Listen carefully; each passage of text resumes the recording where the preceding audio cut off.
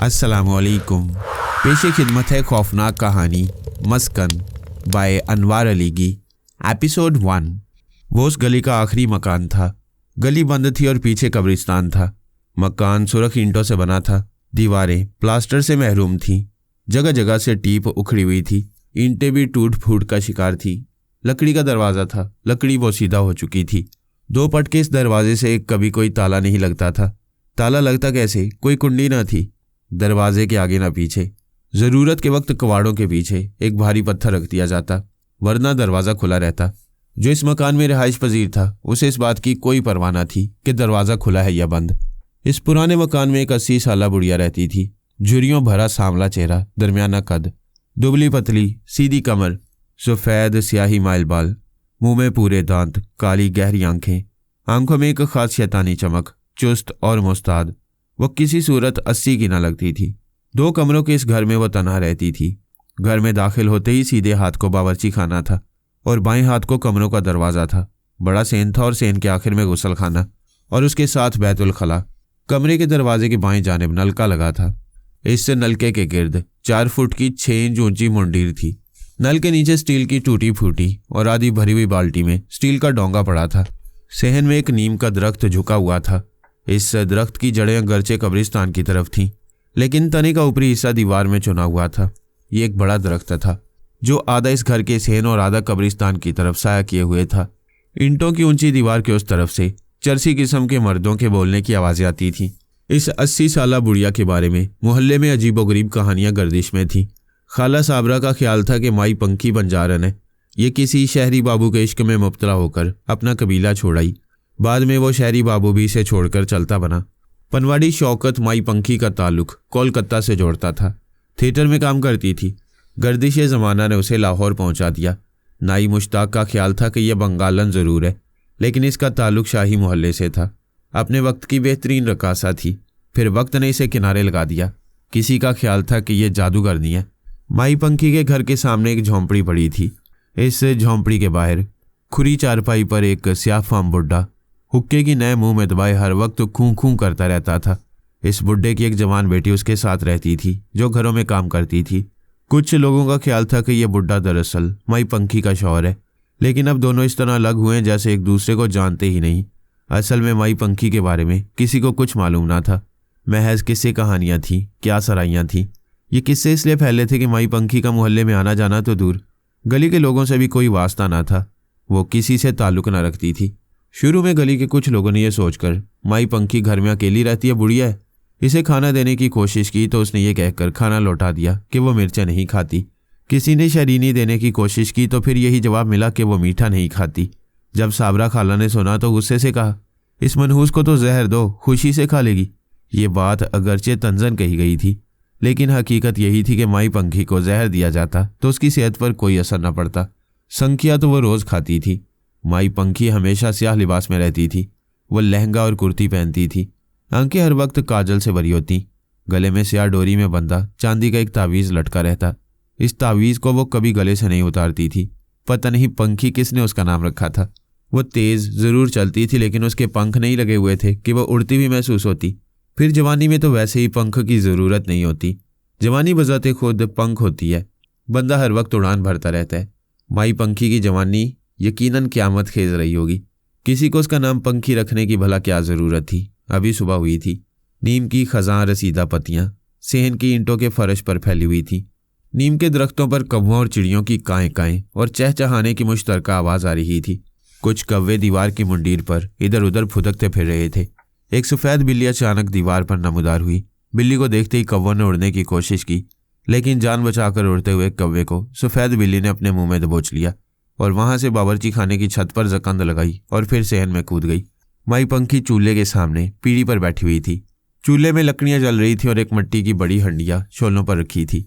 हंडिया में स्याह महलूल उबल रहा था। माई पंखी ने बिल्ली को देखा जो बावर्ची खाने में दाखिल हो रही थी। अंजू, तू आ गई? माई पंखी ने उसकी तरफ हाथ बढ़ाते हुए कहा। बिल्ली क्या जवाब देती? उसके मुंह में फड़फड़ाता कौवा था।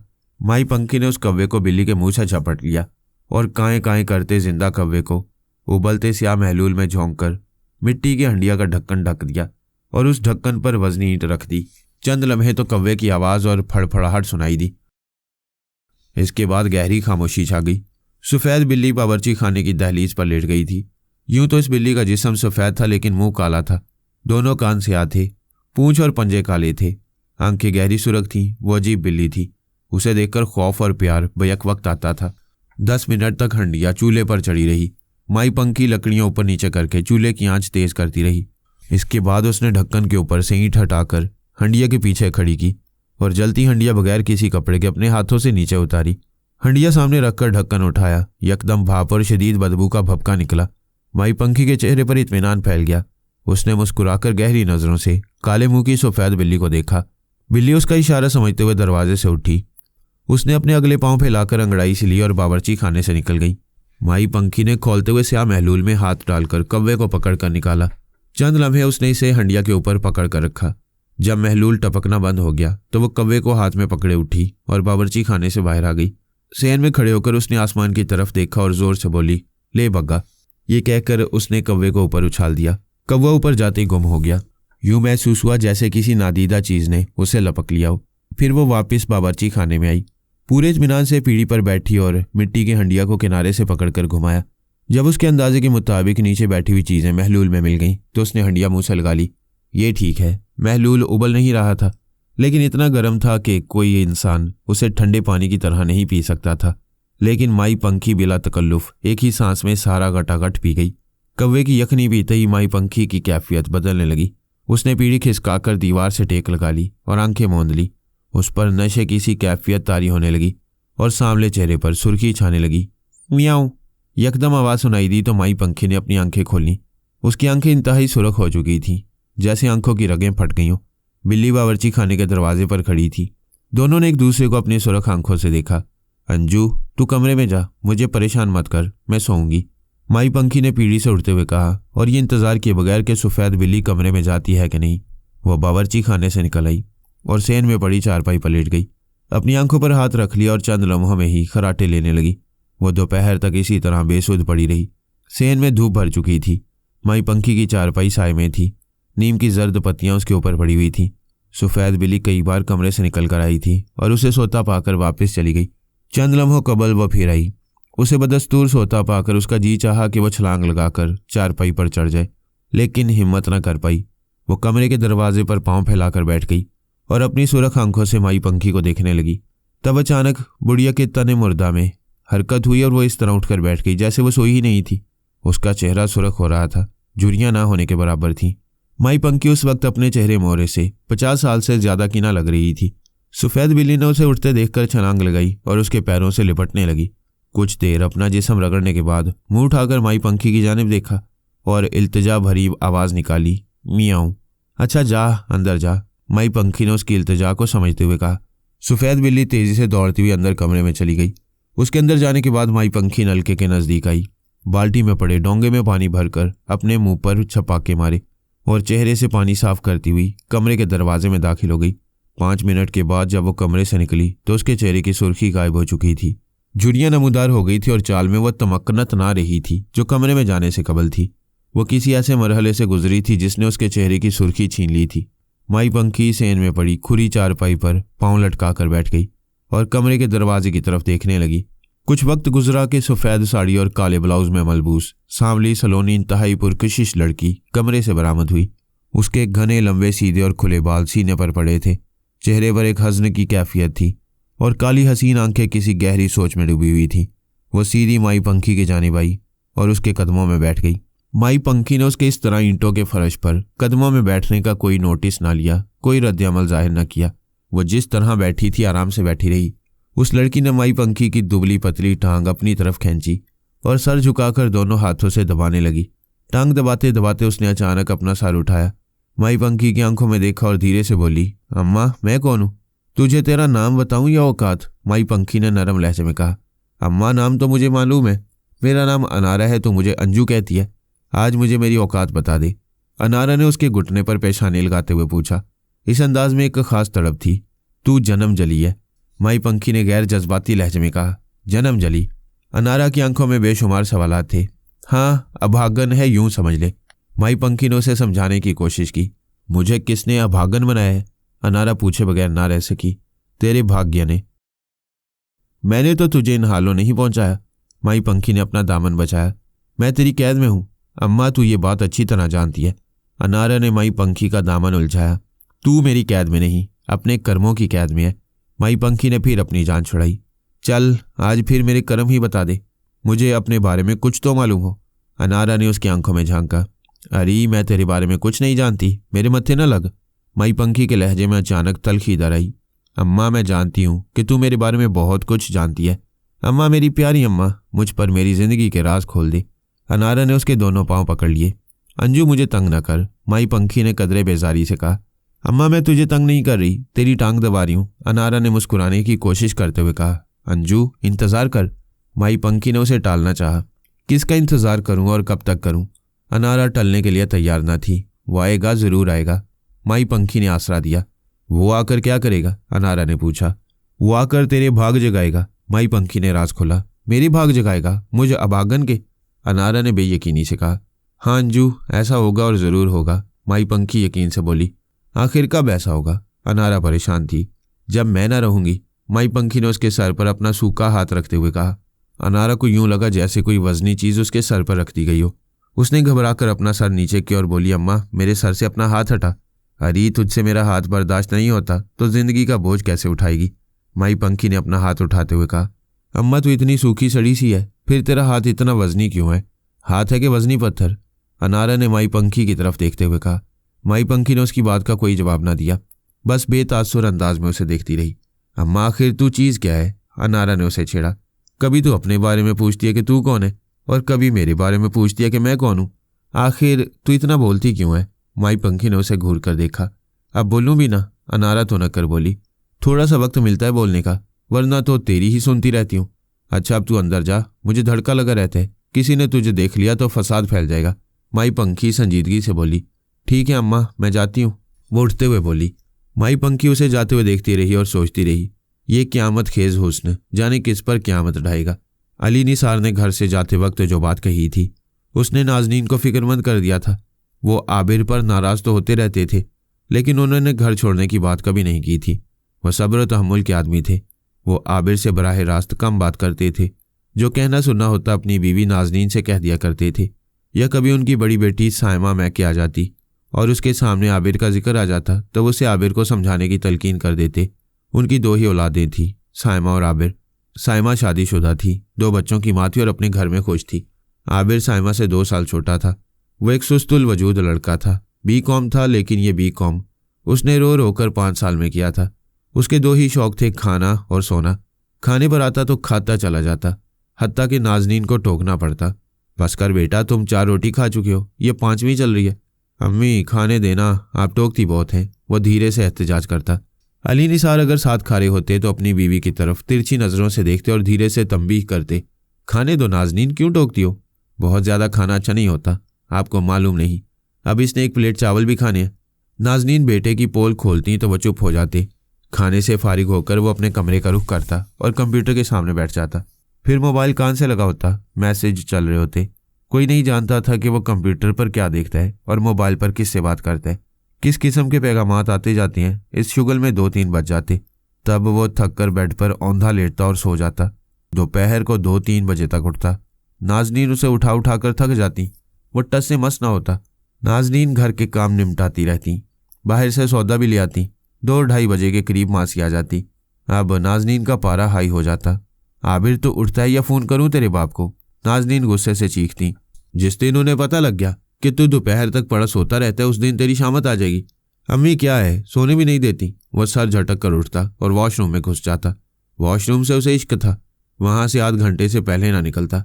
मासी वॉशरूम धोने के इंतजार में खड़ी होती तो अंदर से पानी गिरने की आवाज़ आ रही होती। नाजनीन दरवाज़ा पीट पीट कर उसे बाहर निकालती। अभी नाश्ता चल रहा होता कि मोबाइल पर पैगाम मौसूल होता, मैं बाहर खड़ा हूँ, जल्दी आ। ये पैगाम मिलते ही आबिर के जिस्म में करंट सा दौड़ जाता। नाश्ते में तेजी आ जाती।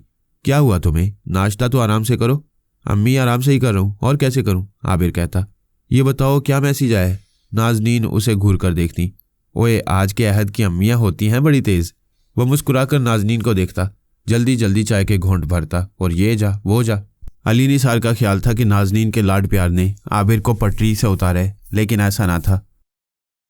ये ठीक है कि इकलौता बेटा होने की वजह से नाजनीन उसे कुछ रियायती नंबर दे दिया करती थी, साथ ही फिक्रमंद भी रहती थी। वह 26 साल का हो गया था, लेकिन उसे अपने मुस्तकबिल की फिक्र ना थी। क्या करना है, कैसे करना है, वह इस मौजू पर बात ही ना करता था। आबिर, तुम कुछ करते क्यों नहीं? नाजनीन अक्सर उसे घेर कर बैठ जाती। अम्मी, बीकॉम कर तो लिया, और क्या करूं? नौकरी करो ताकि तुम्हारी शादी हो, नाजनीन समझाती। तुम जैसे नखट्टू को तो कोई अपनी बेटी देने से रहा। नाजनीन उसे लाइन पर लाने की कोशिश करती। अम्मी, मुझे नहीं करनी शादी वादी, वह दो टोक जवाब देता। तो फिर क्या इसी तरह सारी जिंदगी डंडे बजाता रहेगा? अम्मी, नौकरी मिले तो करूं, तुम्हें सोने और दोस्तों से फुर्सत मिले तो नौकरी ढूंढो। देखो बेटा, कुछ अपने बाप का ख्याल करो, आखिर वो कब तक नौकरी करेंगे? वह तुम्हारी वजह से सख्त परेशान रहते हैं। नाजनीन एक तरफ आबिर को डांट डपट करती तो दूसरी तरफ अली निसार को भी चाबी लगाती। कभी आबिर से भी पूछ लिया करें कि वो क्या कर रहा है, मुझे उसकी तरफ से सख्त परेशानी रहती है। इस लड़के को अपनी फिक्र ही नहीं है, वो आपका बेटा तो लगता ही नहीं। बताओ मैं क्या करूं? अली निसार पूछते। उसे पास बिठाकर पूछें आखिर वो चाहता क्या है। अली निसार अपने बेटे आबिर से बहुत कम बात करते थे। दोनों के दरमियान तकल्लुफ की दीवार हायल थी। जब नाजनीन डांट डपट पर असरार करती और साइमा भी उनकी हाँ में हाँ मिलाने लगती तो वो आबिर को लेकर बैठ जाते, उसे दुनिया की ऊंच नीच समझाते, जिंदगी गुजारने के तरीके बताते तो आबिर जवाब में जी अब्बू किए जाता। जैसे सुबह उठते ही पहला काम ये करेगा कि नौकरी ढूंढने निकल जाएगा। कभी ऐसा भी होता कि वो बाप की नसीहत सुनकर सुबह सुबह घर से निकल जाता। सब समझते लो जी आज आबिर साहब नौकरी ढूंढकर ही वापस आएंगे। जब वो घर वापस आते तो पता चलता वो सुबह सुबह दोस्तों के साथ पिकनिक पर निकले थे। एक दिन साइमा के हाथ आबिर का फ़ोन लग गया। उसने सारे मैसेजेस पढ़ लिए। उन पैगामात में एक पैगाम ऐसा था कि वो उसे पढ़कर परेशान हो गए। छुट्टी का दिन था, अली निसार घर पर मौजूद थे। आबिर कहीं बाहर निकला हुआ था। वो घर में उजलत से निकला था, शायद इस वजह से अपना मोबाइल घर पर भूल गया। साइमा ने ऐसे वक्त मोबाइल में मौजूद पैगामात पढ़ने शुरू कर दिए। हर तरह के पैगामात थे, उनमें चंद फाश भी थे। उनमें एक मैसेज इतना तकलीफदेह था कि वो सुन होकर रह गई। वो मैसेज फाश ना था, फाश होता तो शायद वो इस कदर परेशान न होती। साइमा ने पहले सोचा कि नाजनीन को दिखाए, लेकिन नाजनीन को दिखाने का कोई फ़ायदा नजर न आया। वह इस सिलसिले में कोई ख़ास कदम उठाने की पोजीशन में न थी। यह भी मुमकिन था कि वह इस पैगाम को गैर अहम जानकर नज़रअंदाज कर जाती। बेहतर यही था कि अली निसार से बात की जाती। साइमा ने आबिर का मोबाइल बाप के हाथ में देने की बजाय वो मैसेज अपने मोबाइल पर मुंतकिल किया और बाप के पास पहुंच गई। अब्बू, मुझे आपसे कुछ बात करना थी। साइमा अली निसार के बेड पर आहिस्तगी से बैठते हुए बोली। अली निसार अखबार पढ़ रहे थे। उन्होंने अखबार एक तरफ रखा और संभल कर बैठते हुए बोले, कोई ख़ास बात? जी अब्बू, मैं आपको एक मैसेज पढ़वाना चाहती हूँ। ये मैंने अपने मोबाइल पर आबिर के मोबाइल से मुंतकिल किया है। साइमा ने तमहीद बांधी। आबिर का मोबाइल तुम्हारे हाथ कैसे लग गया? अली निसार ने पूछा। अब्बू, इत्तफाक से वो अपना मोबाइल घर भूल गया है, साइमा ने बताया। अच्छा लाओ दिखाओ क्या मैसेज है। अली निसार ने हाथ बढ़ाया। जी अब्बू। साइमा ने अपना मोबाइल अली निसार की तरफ बढ़ाते हुए कहा, ये देखिए। अली निसार ने साइमा के हाथ से मोबाइल लेकर चश्मा लगाया और पैगाम पढ़ने लगे। ओह, बेख्तियार उनके मुंह से निकला। इस मैसेज को पढ़कर वो सन्नाटे में आ गए थे। ये किसी लड़की की तरफ से था और ये कोई इश्कनामा ना था। लिखा था, तुमने मुझे आजिज़ कर दिया है।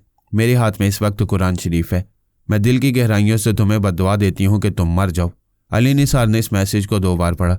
बावजूद कोशिश के जब वो इस मैसेज की नौइयत को ना समझ पाए तो साइमा से एक बोले, बेटे ये क्या है? अब्बू, ऐसा मालूम होता है कि आबिर इस लड़की को कॉल करके परेशान कर रहे। ये कोई शरीफ लड़की मालूम होती है। इतना तंग आ गई है कि बद्दुआ देने पर मजबूर हो गई। साइमा ने वजाहत करने की कोशिश की। यह आबिर किस राह पर चल निकला है? अली निसार इंतहाई फिक्रमंद होकर बोले, अब्बू, ये आजकल बहुत कॉमन है। लड़के एक दूसरे को लड़कियों के नंबर मैसेज कर देते हैं, फिर लड़के उन लड़कियों को फ़ोन करके तंग करते हैं। ये काम लड़के ही नहीं लड़कियां भी कर रही हैं।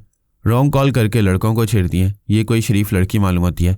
इसे आबिर ने फ़ोन करके इस कदर तंग किया कि वो कुरान शरीफ हाथ में लेकर बद्दुआ दे बैठी। साइमा के लहजे में दुख था।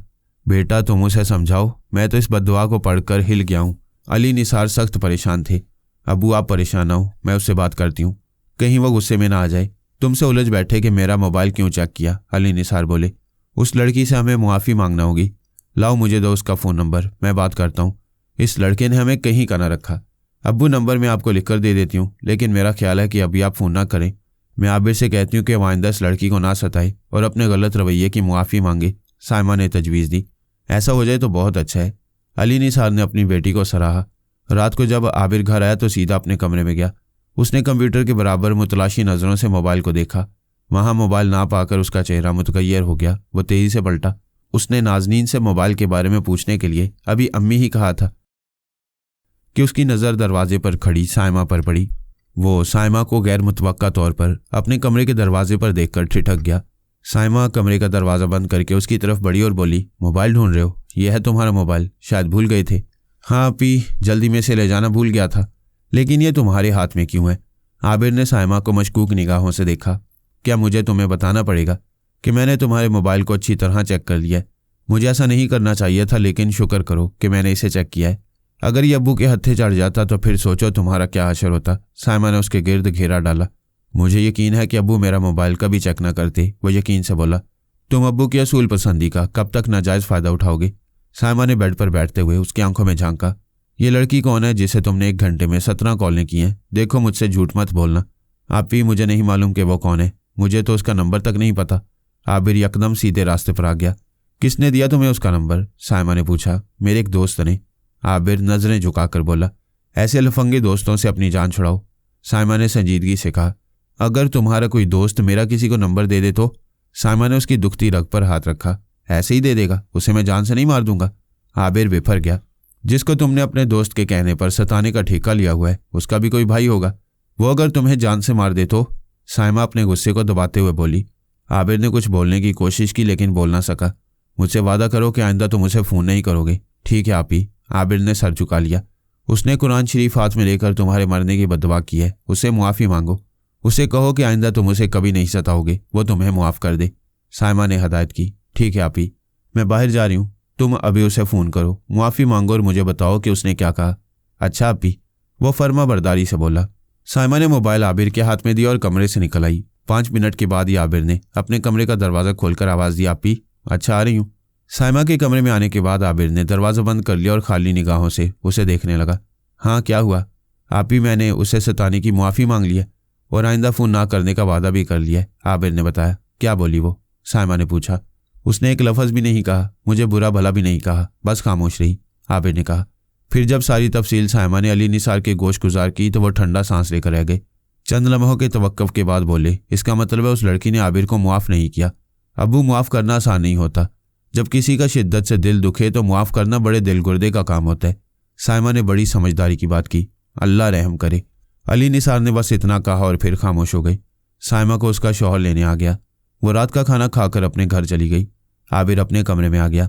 उस लड़की को फ़ोन करने के बाद वो खामोश हो गया था।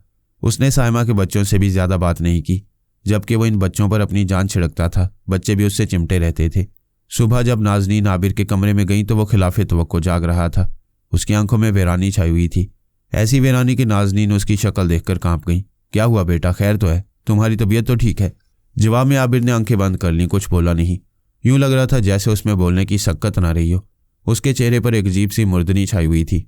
नाजनीन ने घबराकर उसकी पेशानी पर हाथ रखा। क्या हुआ आबिर, आंखें खोलो। पेशानी पर हाथ रखते ही नाजनीन को एहसास हुआ कि उसकी पेशानी इंतहाई सर्द है। या अल्लाह रहम। वो तेज़ी से कमरे से बाहर आईं। अली निसार दफ्तर जाने की तैयारी में थे। नाजनीन को हरासा देखकर बोले, खैरियत? आबिर को देखें, वो ठंडा हो रहा है। नाजनीन घबरा कर बोली, ठंडा हो रहा है? अली निसार तेज़ी से उसके कमरे की तरफ भागे। आबिर बेसुध लेटा हुआ था, आंखें बंद थीं। आबिर, आबिर। अली निसार ने उसे बेख्तियार आवाज़ दी। क्या हुआ? उन्होंने उसकी पेशानी पर हाथ रखा। ठंडी बर्फ़ हो रही थी। उन्होंने उसके हाथ पांव छुए, वो भी बर्फ़ की तरह ठंडे हो रहे थे। आबिर बेटा, आंखें खोलो। नाजनीन ने उसके गाल थपथपाते हुए कहा। आबिर ने अपनी आंखें खोलने की कोशिश की लेकिन ना खोल पाया। अली निसार ने थर्मामीटर अपने हाथ में लेकर उसे वॉशरूम में धोया और झटक कर थर्मामीटर पर नज़र डाली। पारा नीचे आ चुका था। उन्होंने थर्मामीटर आबिर के मुंह की तरफ बढ़ाते हुए कहा, मुंह खोलो आबिर। आबिर ने फौरन मुंह खोल दिया।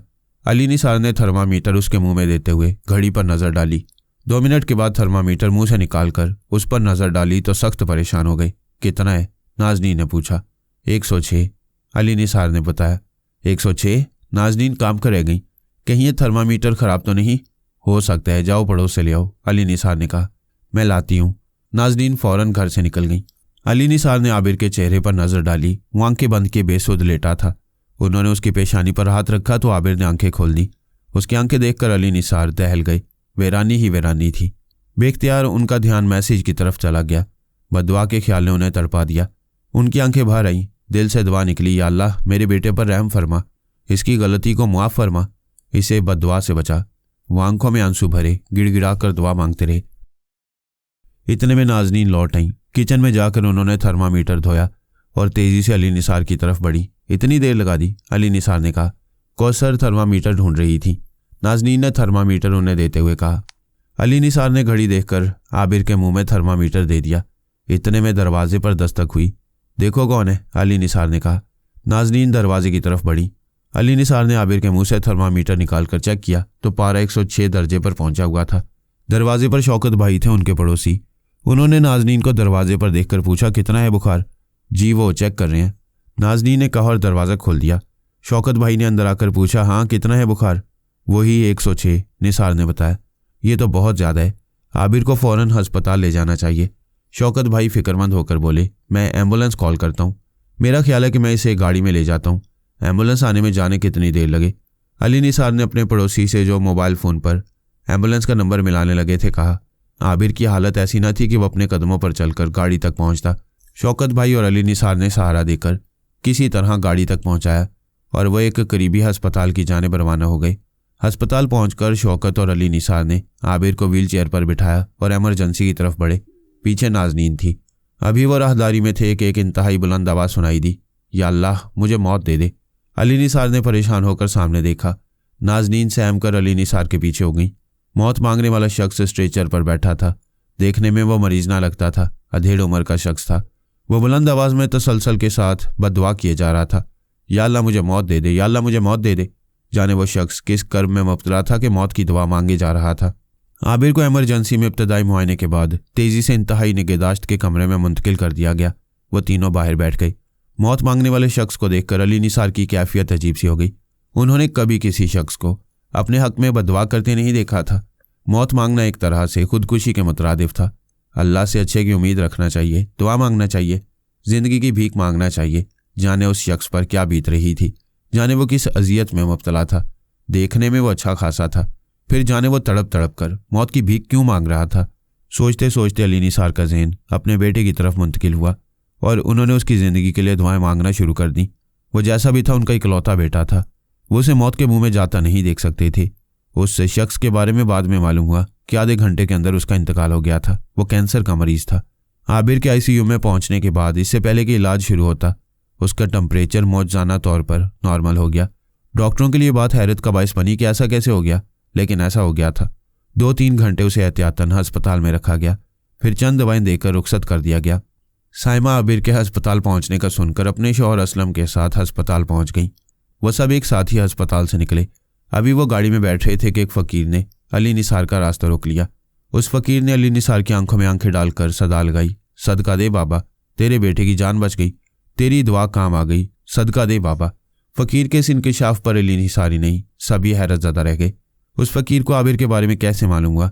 उसे ना सिर्फ ये मालूम था कि आबिर की जान बची है, बल्कि वो ये भी जानता था कि अली निसार की दुआ ने आबिर की जान बचाई है। अली निसार ने अपने बेटे की ज़िंदगी के लिए इस कदर तड़प कर दुआ की थी। ये बात तो अली निसार के सिवा अभी किसी को मालूम ना थी। अली निसार ने जेब से बटुआ निकालकर उसमें से जो नोट पहले हाथ में आया वो उन्होंने फ़कीर के हाथ पर रख दिया। वो 500 रुपये का नोट था। फ़कीर ने यह देखे बगैर के नोट कितने का है अपनी मुट्ठी में दबा लिया जैसे कोई कागज़ का टुकड़ा हो। फिर वो गाड़ी के पिछले दरवाजे की तरफ आया। उसने आबिर पर नज़रें जमाई और बेनियाज लहजे में बोला, तुझे दुनिया ढूंढ रही है। इतना कहकर वो सीधा हुआ और तेज़ी से एक तरफ चला गया। अली निसार ने गहरा सांस लिया। या इलाही, ये तेरे पुरस्कार बंदे, उन्होंने अपने दिल में दोहराया और गाड़ी स्टार्ट कर दी। अबू ये फ़कीर क्या कह रहा था? साइमा ने पूछा। वो पिछली सीट पर आबिर के साथ बैठी थी। उसका शौहर मोटरसाइकिल पर था। वो बच्चे सास के पास छोड़ आई थी और शौकत भाई आबिर की हालत संभलने का सुनकर घर चले गए थे। पता नहीं उसे कैसे मालूम हुआ सब कुछ, मुझे तो वह हैरान कर गया। अली निसार उलझे हुए थे। अब्बू, क्या आबिर वाकई मौत के मुंह में चला गया था? हाँ बेटा, जब मुझे महसूस हुआ कि उसकी ज़िंदगी ख़त्म हो रही है तो मेरे दिल से बेख्तियार दुआ निकली और मेरे मुंह से कुछ ऐसा निकल गया जिसकी मुझे तवक्को न थी, अली निसार ने बताया। अब्बू, आखिर आपके मुंह से ऐसा क्या निकल गया कि अल्लाह ने आपकी दुआ रद्द ना की? साइमा ने गहरी दिलचस्पी से पूछा। अली निसार ने कोई जवाब ना दिया। वो खामोश हो गए जैसे फैसला कर रहे हो, बताएं या ना बताएं। अब्बू बताएं ना। साइमा ने बाप की खामोशी देखकर असरार किया। छोड़ो बेटा, अल्लाह का शुक्र अदा करो कि तुम्हारे भाई को दूसरी ज़िंदगी मिल गई, अल्लाह ने इसे बचा लिया। अली निसार ने ममनून एहसान होते हुए कहा, या अल्लाह तेरा शुक्र है कि तूने मेरे बेटे की जान बचाई। नाजनीन ने शुक्रगुजारी की। आबिर खामोश बैठा था। उसने फकीर की बात सुनी थी। साइमा और बाप के दरमियान जो मुकालमा चल रहा था वो भी उसके कानों में पड़ रहा था। उसका बुखार 106 दर्जे तक जा पहुंचा था। उसे दूसरी जिंदगी मिली थी। घर से अस्पताल तक उस पर क्या गुजरी थी इसका इसे पूरी तरह अदराक न था। अब्बू ने जब उसके मुंह में थर्मामीटर लगाया था तो उसने एक नज़र खोल कर देखा था। इसके बाद उस पर गफलत तारी हो गई। उसे होश नहीं रहा। उसे अस्पताल जाकर होश आया था और फिर बहुत तेजी से उसकी हालत संभलती चली गई। अब वो अपने बारे में अजीबोगरीब बातें सुन रहा था। क्या वाकई वो मौत के मुंह में चला गया था? क्या वाकई उसे नई जिंदगी मिली थी? जी अब्बू। साइमा ने फिर अली निसार की तवज्जो दुआ की तरफ मबजूल करवाई। बेटा घर चलो, फिर इत्मीनान से बताऊंगा, अली निसार ने कहा। साइमा ने जिद ना की। उसने घर पहुंचते ही बाप का हाथ पकड़ा और अली निसार को ड्राइंग रूम में ले आई और उन्हें सोफे पर बिठाते हुए खुद भी उनके साथ बैठ गई। अब्बू जल्दी से बता दें, इससे पहले कि सब लोग इधर आ जाएं। अच्छा बताता हूँ बेटा। जब मैंने आबिर की पेशानी पर हाथ रखा तो उसने आंखें खोली थी। उसकी आंखें देखकर मेरा दिल बैठ गया। उसकी आंखों में इंतहाई वीरानी थी, मुर्दनी छाई हुई थी। उसकी आंखें देखकर जाने क्यों मेरा ध्यान उस लड़की की बददुआ की तरफ चला गया। मुझे यूं लगा जैसे उसकी बददुआ कारगर हो गई है। आबिर बस चंद लम्हों का है। तब मैंने फौरन अल्लाह से रहम की भीख मांगी और बददुआ से बचाव की दरख्वास्त की। फिर बेख्तियार मेरा जी चाहा कि मैं अपनी ज़िंदगी के बदले आबिर की ज़िंदगी मांग लूँ। अभी मैं ये कहने ही वाला था कि अल्लाह, मैं ज़िंदगी की आखिरी हदों पर हूँ, मुझसे मेरी ज़िंदगी ले ले और इसके बदले मेरे बेटे आबिर को ज़िंदगी अता कर दे। फिर फ़ौरन ही ख्याल आया कि अल्लाह तंगदस्त तो नहीं, उसके पास ज़िंदगियों की क्या कमी है। मैं अपनी मौत की दुआ क्यों करूँ? अल्लाह को ये बात बुरी ना लग जाए कि मैंने उसे इतना तंगदिल और छोटा क्यों समझ लिया। अल्लाह तो सबसे बड़ा है, वसीउल कल्ब है। बस फिर मैंने अल्लाह से रहम तलब किया, आबिर की ज़िंदगी की भीख मांगी। आधे घंटे के अंदर आबिर का बुखार नॉर्मल हो गया। डॉक्टर हैरान रह गए। बस अल्लाह यूं ही हैरान करता है। अल्लाह ने मेरी सुन ली, मेरी दुआ कबूल कर ली। दुआ की कबूलियत की तस्दीक तो वो फ़कीर भी कर गया। अली निसार ने सारी बात इस तफसील और इस अंदाज से बताई कि फिर कोई सवाल करने की गुंजाइश ना रही। रात के खाने पर जब अली निसार, नाजनीन और आबिर सर झुकाए खाने में मसरूफ़ थे तो अली निसार ने अपना सर उठाया और एक नज़र आबिर पर डाली। आबिर ने नज़र उठाई, बाप को देखा और दोबारा खाने में मसरूफ़ हो गया। आबिर, मेरी बात गौर से सुनो, अली निसार अचानक बोले। जी अब्बू, उसने नज़रें नीचे किए हुए कहा। तुम्हें दूसरी ज़िंदगी मिली है, इस ज़िंदगी को अब सोने में ना गुजार देना। जी अच्छा अब्बू, आबिर ने इंतहाई फर्मा बरदारी से कहा, जैसे सुबह उठते ही नौकरी ढूंढने निकल जाएगा। लेकिन ऐसा कुछ ना हुआ। आबिर की सेहत पर कोई असर न पड़ा। वो सब जूं का तूं रहा। वही कंप्यूटर, वही मोबाइल, वही दोपहर तक सोना और फिर दोस्तों में निकल जाना। उसे इस बात की कोई फिक्र न थी कि बकौल अब्बू दूसरी ज़िंदगी मिली है या तीसरी। उसे बस अपना तर्ज ज़िंदगी पसंद था। साइमा ने वक्फे से आबिर का मोबाइल चेक किया, लेकिन उसने उस लड़की को फिर कॉल नहीं की। उसने बहन से किया वादा निभा दिया था। फिर एक नया गुल खिला। आबिर के एक दोस्त वकार हसन की बड़ी बहन की शादी थी। शादी लॉन में आबिर वकार के साथ ही था। खाने की निगरानी उन दोनों की जिम्मेदारी थी। वो लॉन में इधर उधर घूमते फिर रहे थे।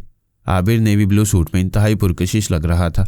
वो अच्छे कद्दो काट, सुर्ख और सफ़ेद रंगत, हल्की सब्ज आंखों वाला बिलाशुबा एक खूबरू लड़का था। उसकी मुस्कुराहट में बहुत जान थी। वह हजूम में अलग ही नजर आता था। एक फैमिली आबिर को बड़ी दिलचस्पी से देख रही थी, बल्कि यूं कहना चाहिए नजरें जमाए हुए थी। जहां यह फैमिली बैठी थी वहां से आबिर साफ आता नजर आ रहा था। आबिर को ताड़ने वाली ये फैमिली 9 अफराद पर मुश्तमिल थी और उस मेज़ पर उनके अलावा और कोई ना था, जबकि एक कुर्सी खाली पड़ी हुई थी। स्याह रंग के चीचकरू शख्स ने अपनी गोरी चिट्टी फरबा बदन बीवी से मुखातिब होकर कहा, चांदनी, क्या मैं जो देख रहा हूँ तुम भी वही देख रही हो? हाँ, मैं भी वही देख रही हूँ। चांदनी ने तिरछी नज़रों से अपने शौहर डॉक्टर नौशाद को देखा। अम्मा अब्बा की गुफ्तगू सुनकर दाएं बाएं बैठी लड़कियों में हलचल मच गई। वो 7 लड़कियां थीं। इन 7 लड़कियों में दरमियान में बैठी लड़की हुस्न की देवी थी, जबकि उसके इर्द गिर्द बैठी बहनें उस देवी की पुजारन लग रही थीं। इन 7 में जो सबसे बड़ी थी उसने अपने बराबर बैठी छोटी बहन के कान में सूर फूंका और वो बात जो उनके अब्बा अम्मा में शुरू हुई थी उन लड़कियों के दरमियान मुकम्मल हो चुकी थी। अब्बू, क्या मैं उठूं? बड़ी बेटी शाइस्ता ने पूछा। हाँ जाओ, साथ मलका को ले जाओ, डॉक्टर नौशाद ने मुस्कुराते हुए कहा। उसकी मुस्कुराहट इंतहाई मकरूह थी।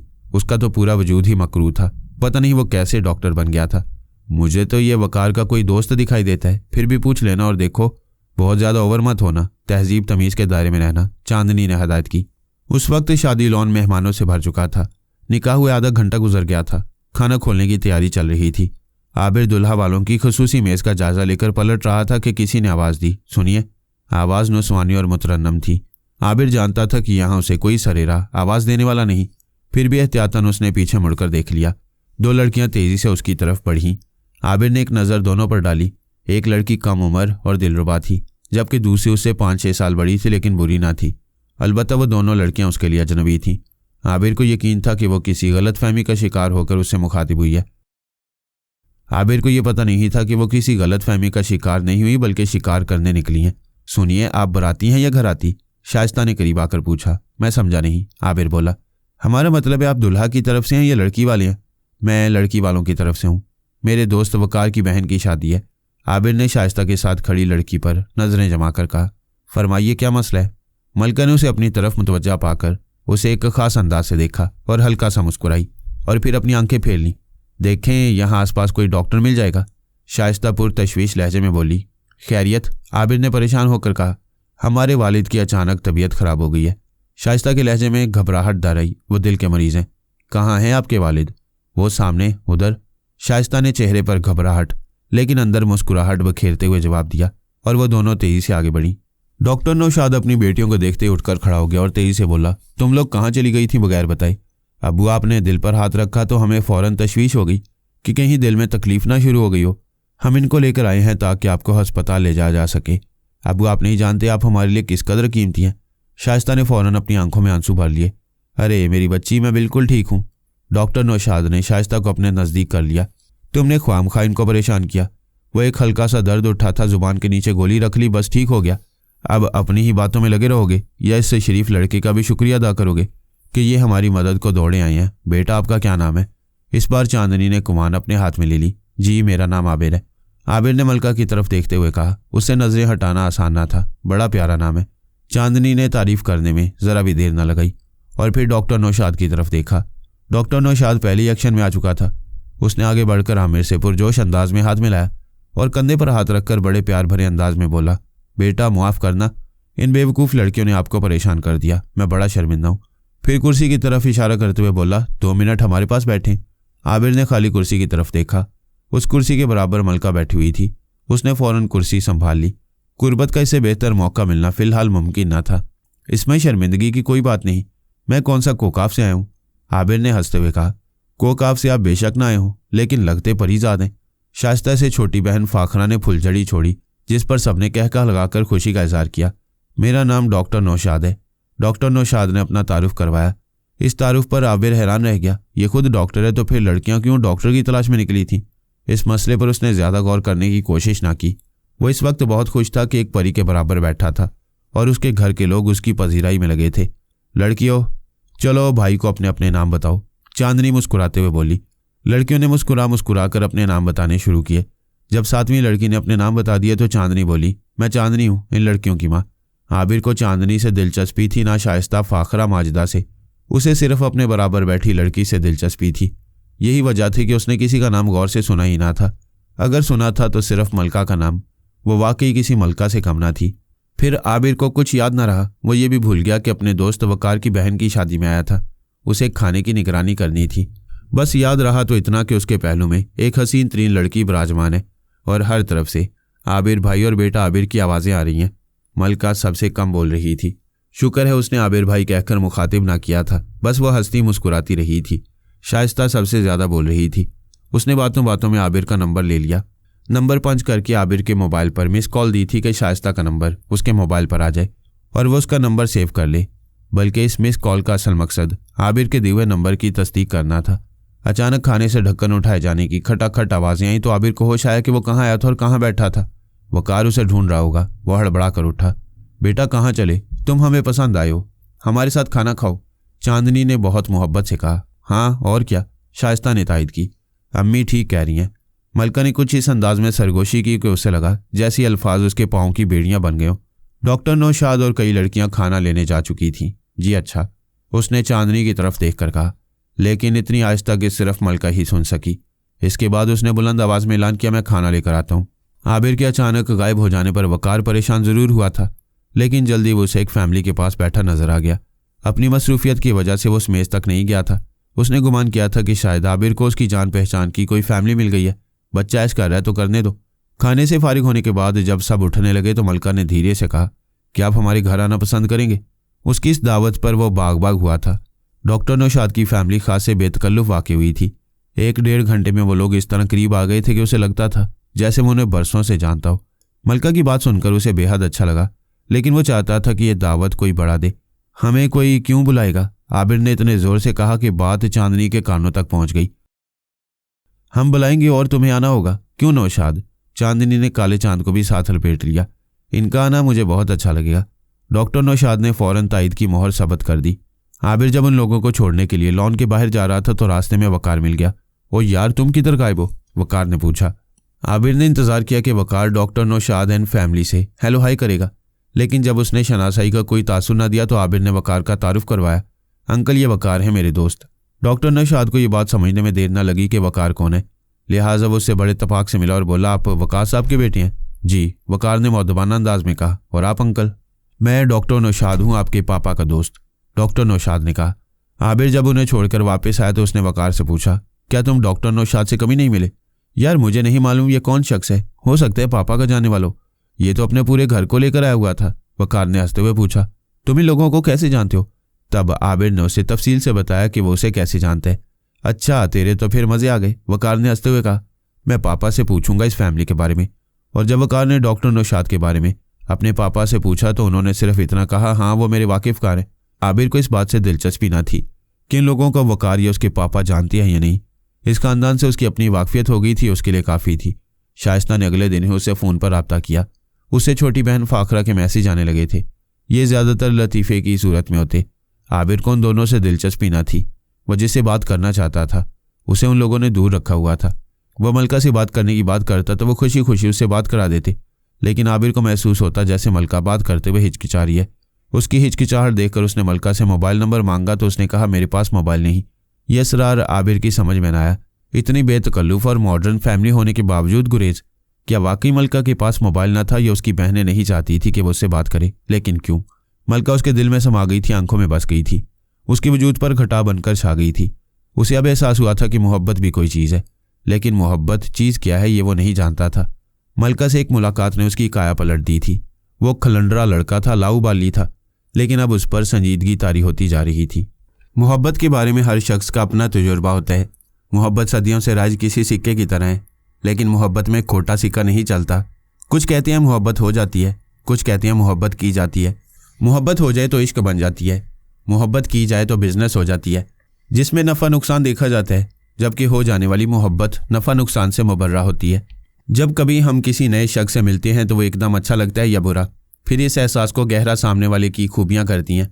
रूह की हम आहंगी के बाद ज़हनी हम आहंगी शुरू होती है और एक दूसरे के लिए दिलों में तड़प बढ़ती जाती है। मोहब्बत के मामले में मर्द के मुकाबले में औरत अफजल होती है। अफजल यूँ कि उसकी मोहब्बत में गहराई होती है। मर्द मोहब्बत के मामले में पहले जिस्म होता है फिर रूह, जबकि औरत मोहब्बत के मामले में पहले रूह होती है फिर जिस्म। औरत की मोहब्बत में जिन्स कहीं बहुत पीछे होती है, जबकि मर्द की मोहब्बत में जिन्स सामने होती है और रूह कहीं बहुत पीछे। यही वजह है कि औरत जब किसी की मोहब्बत में गिरफ्तार होती है तो उसे भूलती नहीं, चाहे वो उसे हासिल हो या नहीं। मर्द अपनी मोहब्बत को भूलने में ज़्यादा देर नहीं लगाता, चाहे वो हासिल ही क्यों ना हो जाए। कहते हैं कि औरत को समझना मुश्किल होता है, शायद इसलिए कि वो बहुत अंदर होती है। मर्द को समझना इसलिए आसान होता है कि वो बाहर होता है। औरत मुस्कुराने के बावजूद अंदर से रो रही होती है, और कभी पलकों पर आंसू होने के बावजूद वो अंदर से खुश होती है, इसीलिए पहेली कहलाती है। लेकिन ऐसी पहेली जिसे मोहब्बत के जरिए बूझा जा सकता है। उन दिनों मलका आबिर के लिए पहेली बनी हुई थी। आबिर को याद था कि शादी लॉन से रुखसत होते वक्त उसने कितने प्यार से कहा था कि क्या आप हमारे घर आना पसंद करेंगे। फिर उसकी तायद चांदनी ने यह कहकर की कि हम बुलाएंगे और तुम्हें आना होगा। 10-15 दिन गुजरने के बावजूद उधर से बुलावा नहीं आया था। घर बुलाने की बात तो दूर, उसकी मलका से बात भी नहीं करवाई जा रही थी। बस दोनों बहनें शाइस्ता और फाखरा छाई हुई थी। मैसेज भेजे जा रहे थे, मोबाइल पर बात हो रही थी, लेकिन मलका को 7 पर्दों में छुपा रखा था। जब वो मलका से बात करने की बात करता तो बड़ी खुश अखलाकी का मुजाहरा किया जाता, लेकिन बात न कराई जाती। कोई ऐसा बहाना बना दिया जाता कि आबिर की ज़ुबान पर ताला लग जाता। अब आबिर से सब्र नहीं हो रहा था। वो मलका को देखना चाहता था, उससे बात करना चाहता था। एक दिन जब इत्तफाक से मलका से मोबाइल पर बात हो गई तो आबिर ने बड़ी बेकरारी से कहा, मलका तुमसे बात होती है ना मुलाकात होती है, मैं क्या करूं? आबिर सब्र करें, मलका ने हंसते हुए कहा। वो नहीं जानता था कि उस वक्त मोबाइल का स्पीकर खुला हुआ है और उसकी आवाज़ चांदनी और शाइस्ता भी सुन रही हैं। मलका तुम हंस रही हो, मेरी जान पर बनी हुई है, आबिर ने जज्बाती लहजे में कहा। अल्लाह न करे कि आपकी जान पर बने, बेशक मेरी जान पर बन जाए, मलका बड़ी लगावट से बोली। मैं हंस इसलिए रही थी कि इसके सिवा और क्या कर सकती हूँ। मलका इस वक्त क्या तुम्हारे पास कोई बैठा है? आबिर ने अपना शक रफा करना चाहा। नहीं, मैं तन्हा हूँ, मलका ने चांदनी और शाइस्ता की तरफ देखते हुए कहा। शाइस्ता बाजी मुझे मोबाइल देकर वॉशरूम चली गई हैं। मलका, क्या हम कहीं बाहर नहीं मिल सकते? आबिर की बेकरारी सर चढ़कर बोल रही थी। बाहर क्यों, हम घर पर ही मिलेंगे। अम्मी आज ही जिक्र कर रही थी कि आबिर को बुलाना है, वो क्या सोचता होगा कि कैसे लोग हैं। मलका के लहजे में यकीन था। नहीं, मैं कुछ नहीं सोचता, तुम्हारे मुतल्लिक सोचने से फुर्सत मिले तो कुछ और सोचूं। आबिर, एक बात बताएं, सच बताइएगा। ये कहकर मलका ने वक्फा दिया। हाँ पूछो, क्या पूछना है? जो कहूँगा सच कहूँगा, सच के सिवा कुछ नहीं कहूँगा। आप बोलते बहुत अच्छे हैं, मलका ने हंसकर कहा। तुम कुछ पूछ रही थी। आबिर उसकी बात जानने के लिए बेकरार था। हाँ, मैं ये पूछ रही थी कि। वो कहते कहते यकदम रुकी। पता नहीं मुझे आपसे ये सवाल करने का हक भी है या नहीं। हक की बात ना करो, कहो तो अपने कत्ल का लाइसेंस तो मैं दे दूं। आबिर ने जज्बाती अंदाज इख्तियार किया।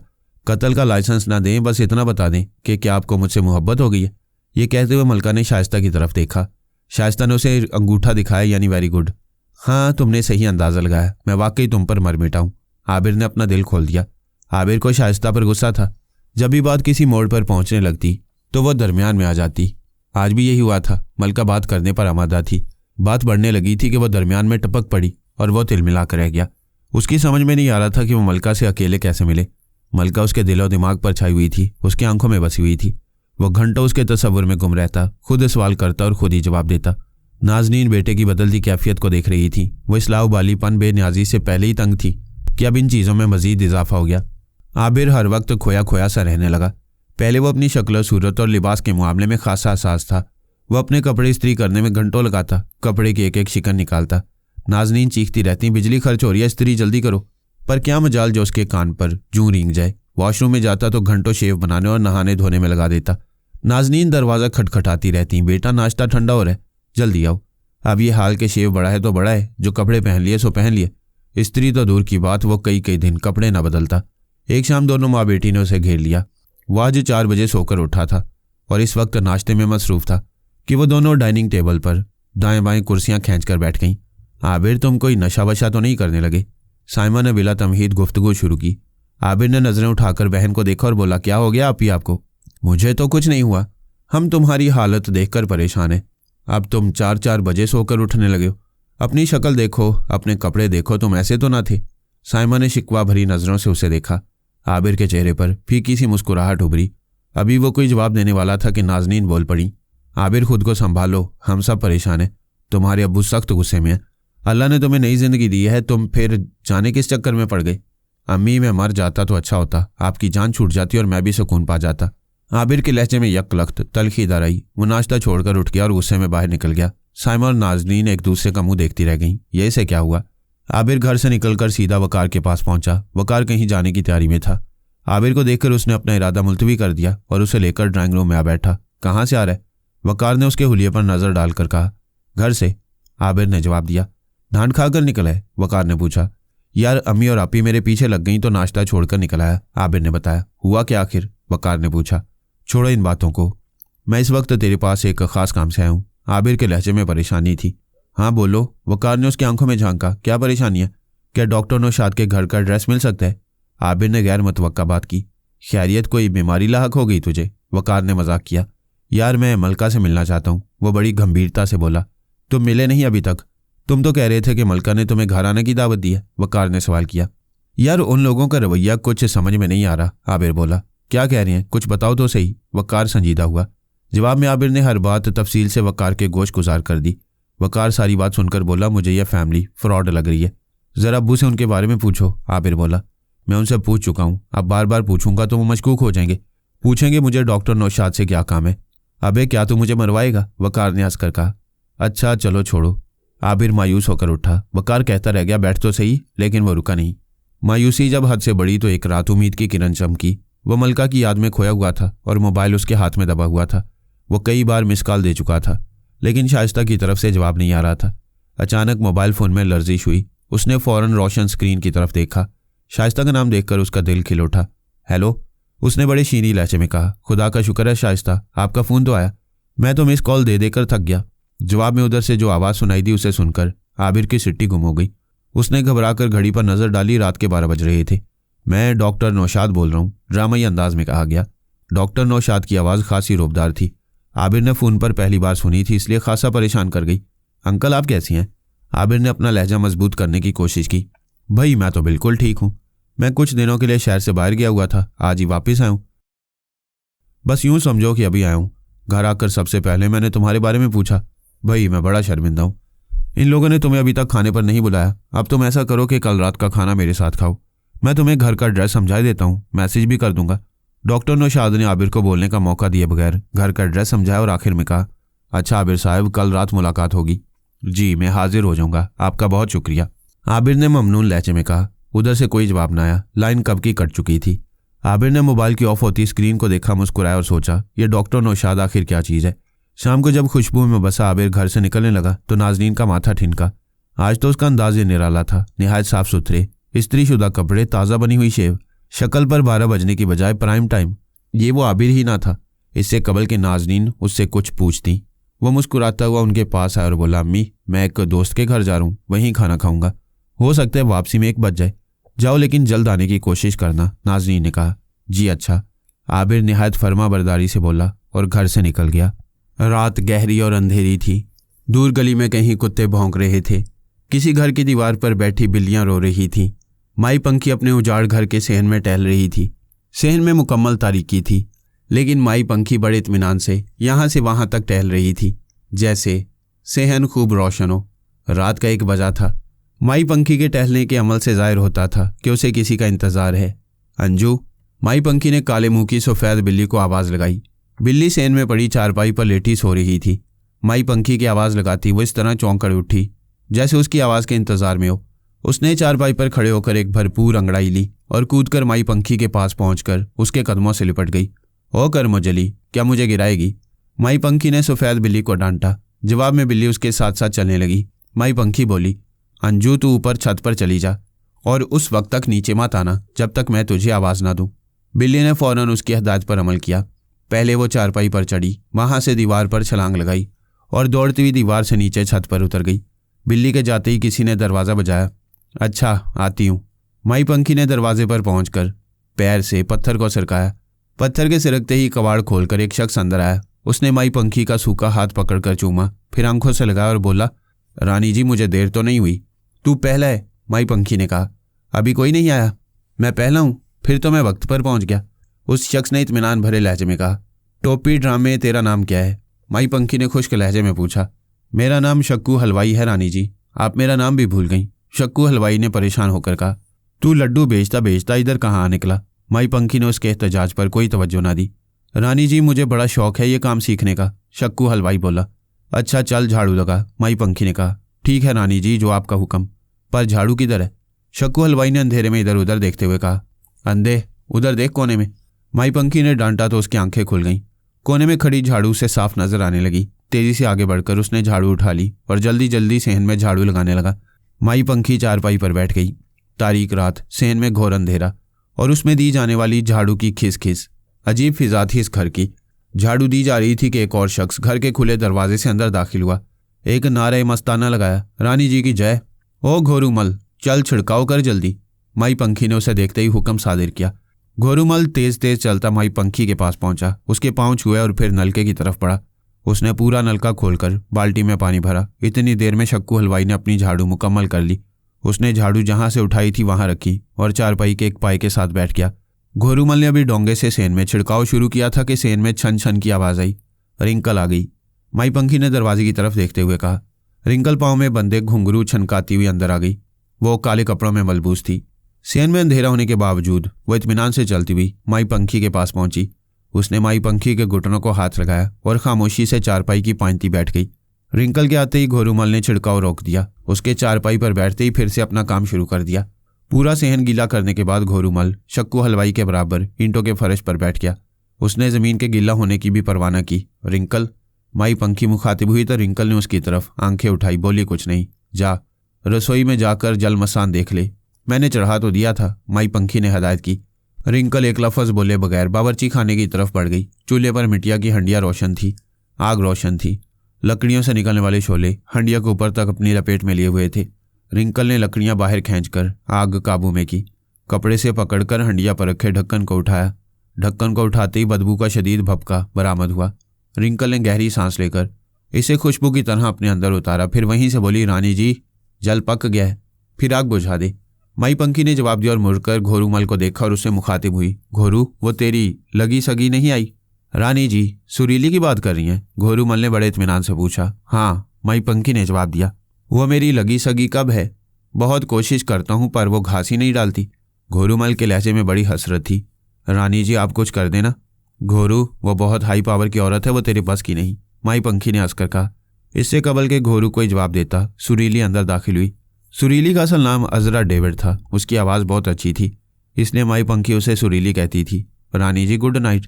अजरा ने बुलंद आवाज़ में सलाम किया और माई पंखी के घुटनों को हाथ लगाकर रिंकल के पास बैठ गई। सुरीली आज कुछ सुनाएगी? माई पंखी ने पूछा। रानी जी आप जो कहेंगी सुना दूंगी, अजरा डेविड ने सादतमंदी से जवाब दिया। अच्छा अभी ज़रा हाजिरी पूरी हो जाए फिर बताती हूँ क्या सुनाना है, माई पंखी ने कहा। माई पंखी ने इस पार्टी में शरीक होने वालों के अजीबोगरीब नाम रखे हुए थे। ये मजलिस हर माह अमावस की रात को मुनक्किद होती थी। यहाँ आने वाले ज़्यादातर काले जादू के माहिर थे। ये हर माह यहाँ आकर अपने अपने तजुर्बात बयान करते, माई पंखी से रहनुमाई हासिल करते। इनमें कुछ लोग नए खिलाड़ी भी होते थे। माई पंखी उनकी उंगली पकड़कर स्याह रास्ते पर चलना सिखाती। यहाँ आने वालों में एक जोड़ा भी शामिल था। नाम तो उनका रिहाना और शाहिद था, लेकिन माई पंखी ने उनका नाम गुल्ली डंडा रखा था। रिहाना लंबे कद की थी जबकि शाहिद छोटे कद का। इन दोनों ने लोगों के मसाइल के हल के लिए कास्ताना बना रखा था, जहां वो बैठकर मजबूर इंसानों को लूटते थे। माई पंखी नीली नामी ख्वाजा सरा को आई हुई कहती थी। उसके बारे में माई पंखी की राय थी कि अगर वो इस तरह इस्तकामत से शैतानी अमल सीखता रहा तो बड़े बड़ों को पीछे छोड़ जाएगा। अब लोग तेजी से आ रहे थे। गुल्ली डंडा, आई हुई, अंधेरी रात, छमक छल्लो और ना जाने कौन कौन। यहाँ आने वालों पर कोई पाबंदी ना थी। पुराने लोगों के साथ नए लोग भी आ जाते थे। देखते ही देखते मकरूह चेहरों से पूरा सहन भर गया। माई पंखी ने दरवाज़ा बंद करने को हुक्म दिया। घोरूमल उठा, उसने दरवाज़ा बंद करके पत्थर लगा दिया और अपनी जगह पर आकर बैठ गया। माई पंखी के इशारे पर रिंकल उठी। उसने डोंगे में जल मसान भरा और अजरा डेविड के हाथ में दे दिया। अजरा ने वहां मौजूद हर शख्स को एक एक घूंट पिलाना शुरू किया। इस बदबूदार मशरूब को जो भी पीता उसके अंदर का शैतान जाग कर उठ बैठता। जल मसान के बाद एक एक अपने मसाइल, अपनी मुश्किलात उन पुख्ताकार शैतानों ने बयान करना शुरू की। माई पंखी ने हर एक को अपनी हदायत और माहिराना मशवरों से नवाजा।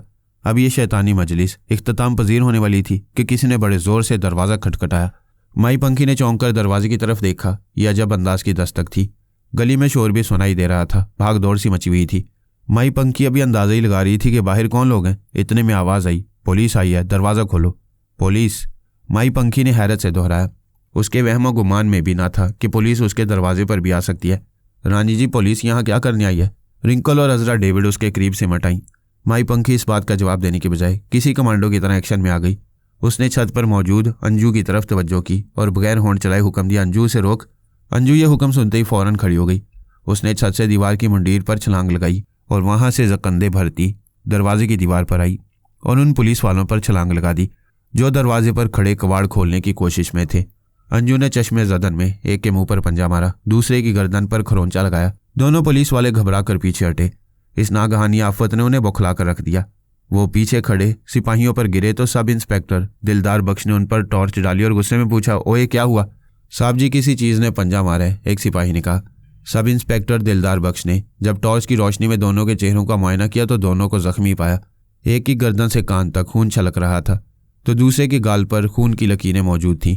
अंजू अपना काम करके जा चुकी थी। ओए तोड़ दरवाज़ा, दिलदार बख्श ने हुक्म दिया। माई पंखी को बस इतनी ही मोहलत दरकार थी। जब उसने दरवाजे को बुरी तरह हिलते हुए देखा तो दरवाजे की तरफ पड़ी। इससे कबल के वो दरवाज़ा खोलती पत्थर सिरक चुका था। एक बार खुलते ही पुलिस वाले सैलाब के रेले की तरह अंदर आ गए। दरवाजे के सामने माई पंखी किसी मुजस्मे की तरह इस्तादा थी। गुप अंधेरे में माई पंखी के चेहरे पर रोशनी पड़ी तो चंद लम्हों के लिए दिलदार की समझ में नहीं आया कि उसके सामने कौन खड़ा है। काले लिबास में माई पंखी अंधेरे का हिस्सा थी। फिर उसकी आंखों में ऐसी चमक थी जो सामने वाले को खौफ में मुब्तला कर देती। ओए रब नवाज, देख कोई जाने ना पाए, दिलदार ने चीख कर कहा। सर जी आप फिक्र न करें। रब नवाज अपने चेहरे पर जलन की परवाह ना करते हुए आगे बढ़ा और दिलदार बख्श माई पंखी का जायजा लेने लगा। ये मकान ही कितना बड़ा था। 2-4 मिनट के बाद रब नवाज पूरे मकान की तलाशी लेकर आ गया और बोला, सर जी घर में तो चिड़िया का बच्चा भी नहीं है, ये कैसे हो सकता है? दिलदार बख्श ने माई पंखी के चेहरे पर टॉर्च डालते हुए कहा, ओ काली माई किधर गए जवारी? हमें पता चला है कि तू जुए का अड्डा चलाती है। ओ काका तुम्हें गलत फहमी हुई है, मैं इस घर में अकेली रहती हूँ। तू ज़रा मेरी उम्र देख और अपना इल्ज़ाम देख। माई पंखी ने बड़ी बुर्दबारी से कहा। अच्छा दिलदार बख्श ने एक मर्तबा फिर उसका ऊपर से नीचे तक जायजा लिया। उसने बड़े मुजरिम देखे थे, लेकिन माई पंखी उसके गले से नीचे नहीं उतर रही थी। वह रब नवाज से मुखातिब हुआ, तू जरा इस काली माई का ध्यान रख, मैं खुद घर का जायजा लेता हूँ। दिलदार बख्श ने घर का चप्पा चप्पा देख डाला, लेकिन घर में बंदा व बशर तो दूर की बात है, कोई मशकूक चीज भी ना मिली। रब नवाज, तुम्हारी रिपोर्ट कच्ची निकली। दिलदार बख्श ने माई पंखी के सामने खड़े अपने मातियत रब नवाज से मुखातिब होकर कहा। सर जी, मेरी रिपोर्ट पक्की थी। रब नवाज ने पूरे एतमाद से कहा। यहाँ मशकूक लोगों का आना जाने। चलो फिर उठाओ इस माई को, थाने ले चलो। दिलदार बख्श हुक्म देता हुआ बाहर निकल गया। चल माई मेरे साथ, रब नवाज बोला। मेरा कसूर क्या है? माई पंखी ने पूछा। अपना कसूर तो खुद ही बताएगी। पता नहीं तुझे बुढ़ापे में क्या सूझी है? रब नवाज ने उसकी कलाई पकड़ी और खींचता हुआ बाहर ले चला। काका, मेरा हाथ छोड़ दे, माई पंखी ने कहा। देख मेरी बात सुन। माई, अब तेरी थाने चलकर सुनूंगा। रब नवाज उसकी कलाई पकड़े दरवाजे तक ले आया। 1 मिनट, मेरी बात सुन ले। माई पंखी ने अपनी कलाई छुड़ाने की कोशिश की। चल बोल, कुछ पैसे वैसे की पेशकश करना चाहती है तू? रब नवाज हंसकर बोला। नहीं, मैं तुझे एक ऐसी बात बताना चाहती हूँ जिसे सुनकर तेरी सिट्टी गुम हो जाएगी। तेरी रिपोर्ट तो कच्ची निकली, अब तो मुझसे अपने बारे में पक्की रिपोर्ट सुन। माई पंखी ने यह बात कुछ इस अंदाज में कही कि दिलदार बख्श गाड़ी में बैठता बैठता रुक गया, वापस पलट आया। हैं माई, तू तो पुलिस वालों की भी बाप निकली। रब नवाज, जरा इसकी रिपोर्ट तो सुन, अगर पक्की निकले तो इसे अपनी मुखबर बना लेना।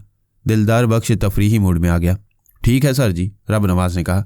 फिर माई पंखी से मुखातिब हुआ। चल माई, अपनी रिपोर्ट पेश कर। पहले मेरा हाथ छोड़, माई पंखी ने कहा। ये ले। रब नवाज ने उसका हाथ छोड़ दिया। भागने की कोशिश मत करना। मैं बुढ़िया कहाँ भागूंगी, ये मेरे भागने की उम्र है क्या? माई पंखी बोली।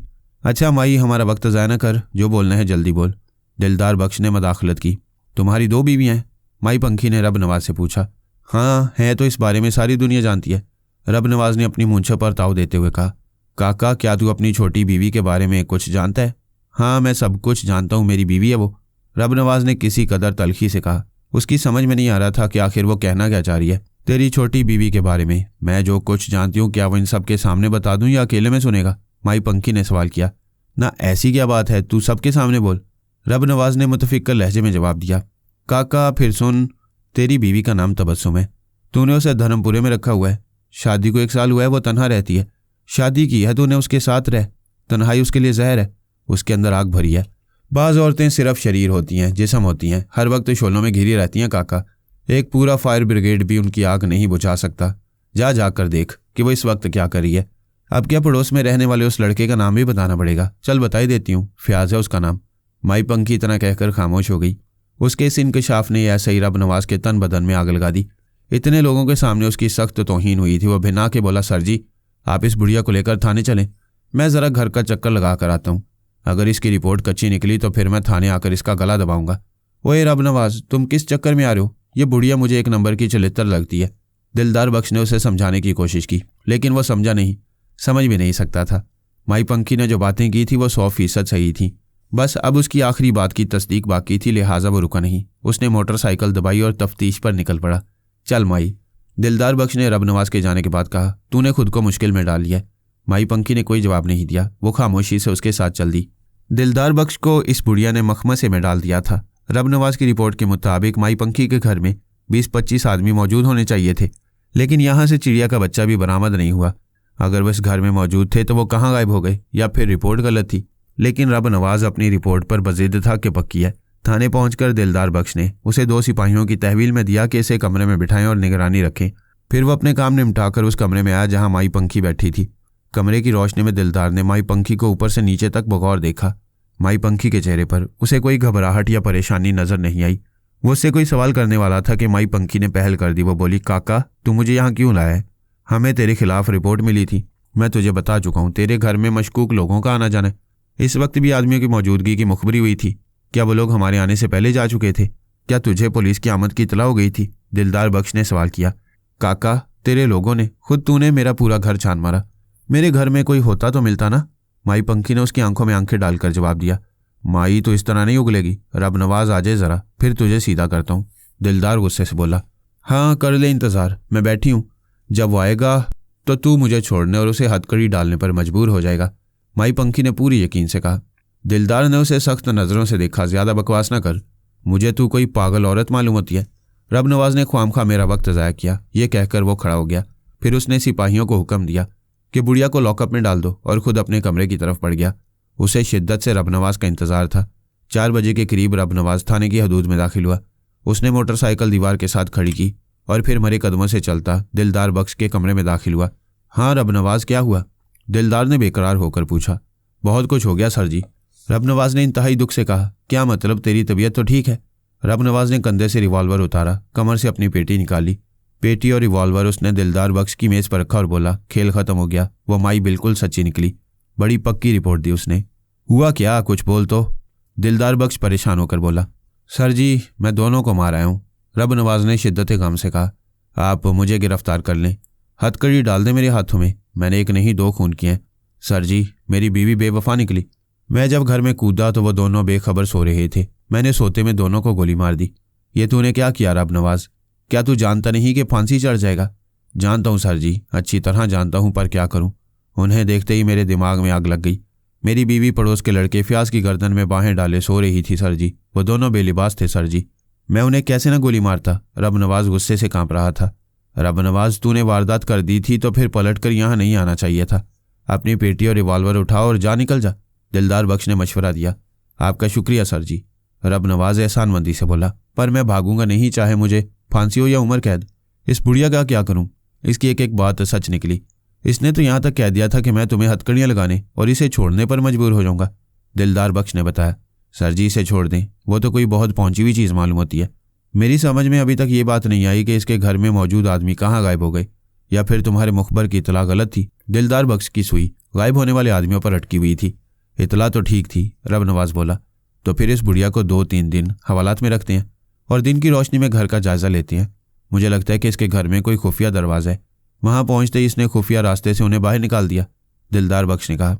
मेरी माने तो इसे छोड़ दें, एक मरतबा फिर इसकी निगरानी करें, सही रिपोर्ट पर छापा मारें। रबनवाज ने उसे समझाने की कोशिश की। वो बुढ़िया मुझे खतरनाक लगती है, इसके पास ज़रूर कोई काला इलम है। इसने मेरे बारे में जो बताया सच बताया। नहीं रबनवाज, मैं इसे नहीं छोड़ूंगा। मैं देखता हूँ इस जादूगरनी को, दिलदार बख्श ने फैसलाकुन अंदाज में कहा। लेकिन दिलदार बख्श अपने फैसले पर कायम न रह सका। सुबह होने तक थाने में ऐसे हंगामी हालात पैदा हो गए कि किसी की समझ में न आया कि आखिर क्या हुआ है। माई पंखी हवालात में बंद थी। उस वक्त उसके अलावा और कोई अंदर न था। माई पंखी फर्श पर लेटी हुई थी। उसने अपना एक हाथ आंखों पर रखा हुआ था। बाहर एक सिपाही पहरे पर था। उजाला फैलते ही कौवों के चीखने की आवाज़ें आने लगीं। फिर 2-3 कौवे काएं काएं करते राहदारी में आए और उड़ते हुए कमरे हवालात में दाखिल हो गए जहां माई पंखी बंद थी। अभी 5-7 मिनट गुजरे होंगे कि पूरा लॉकअप कौवों से भर गया। माई पंखी आंखों पर हाथ रखे आराम से लेटी थी, जबकि कई कौवे उसके ऊपर भी मौजूद थे। सिपाही परेशान होकर दिलदार बख्श के कमरे में पहुंचा और घबरा कर बोला, सर जी हवालात में बेशुमार कौवे भरे हुए हैं और वो बुढ़िया आराम से लेटी है, पता नहीं कहीं मर तो नहीं गई। दिलदार बख्श सिपाही के साथ बाहर निकला तो थाने की फिजा ही बदल चुकी थी। पूरे थाने में कौवे भरे हुए थे और उनकी काएं काएं के अलावा कुछ सुनाई नहीं दे रहा था। दिलदार बख्श सर पर हाथ रखे खुद को बचाता लॉकअप तक आया। माई पंखी बड़े आराम से अभी तक आंखों पर हाथ रखे लेटी थी। कौवे उसके पूरे बदन पर कूदते फिर रहे थे। ओए ये मर तो नहीं गई, दिलदार बख्श ने माई पंखी पर नजर डालते हुए कहा। ताला खोल। सिपाही ने हवालात का ताला खोला। दरवाजा खुलते ही कौवों ने चीख चीख कर पूरे थाने को सर पर उठा लिया। वो इधर से उधर उड़ते फिर रहे थे। दिलदार बख्श हाथ में मौजूद रोल घुमाता हुआ अंदर पहुंचा और चीख कर बोला, ओ माई उठ। माई पंखी ने अचानक अपनी आंखों से हाथ उठाया और इस तरह उठकर बैठ गई जैसे वो उसकी आमद की मुंतजिर थी। उसने अपनी सुर्ख आंखों से दिलदार बख्श को देखा और उठकर खड़ी हो गई। ये क्या मुसीबत है, ये कौवे कहाँ से आ गए? दिलदार बख्श चीख कर बोला। काका मुझे क्या मालूम, तू इनसे पूछ ले। माई पंखी ने हवालात के दरवाजे की तरफ कदम बढ़ाते हुए कहा। क्या अब मैं जाऊं? हाँ माई तू जा, लेकिन पहले इनसे हमें निजात दिला, दिलदार बख्श ने कौवों से अपना बचाव करते हुए कहा। अच्छा।